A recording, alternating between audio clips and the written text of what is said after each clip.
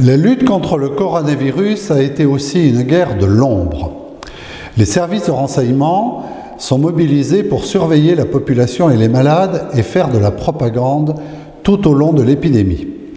La Russie et les États-Unis ne furent évidemment pas les seuls pays à lancer leurs agents dans la bataille. En Israël, le Shin Bet, service intérieur, a été missionné par le Premier ministre pour surveiller le déplacement des malades. En Chine, les technologies de surveillance viennent de passer un cap.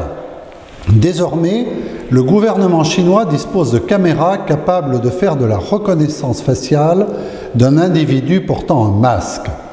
Pékin dispose également de sociétés mondialement réputées dans les analyses de données massives à partir de logiciels d'intelligence artificielle permettant de surveiller toute la population.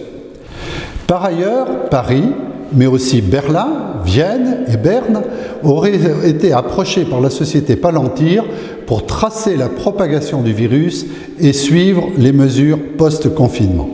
Créé avec de l'argent de la CIA, le fonds d'investissement et de renseignement américain, Palantir, est un fournisseur de logiciels d'analyse des big data. Son nom est inspiré d'ailleurs de la pierre de vision tirée de la saga de Tolkien, Le Seigneur des Anneaux. Ses principaux clients sont la CIA, la NSA, le FBI, l'US Marine, l'US Air Force et diverses forces spéciales. La société américaine a proposé en pleine crise du Covid-19 d'aider les hôpitaux de Paris à localiser et analyser la propagation de la maladie, mais aussi à gérer les stocks de matériel et de médicaments. Peut-on en conclure que la tentation de surveiller et de tracer la population est bien présente en France également ?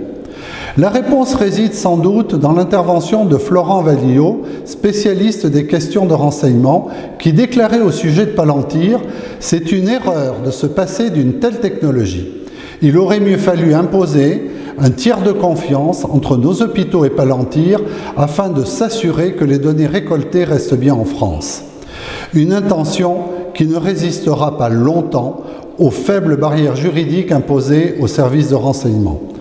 Ce n'est pas un problème, explique Bernard Squarcini, ancien patron de la Direction centrale du renseignement intérieur, interrogé par France 24. La DCRI peut parfaitement utiliser ces outils numériques complétés par ceux de la DGSE.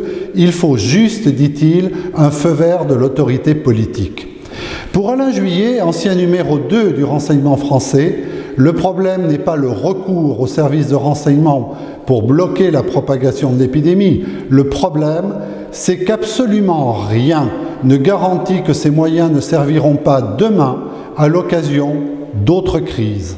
J'ai peur qu'une fois qu'on a mis le pied dedans, dit-il, nous ne puissions revenir en arrière. Réveillez-vous.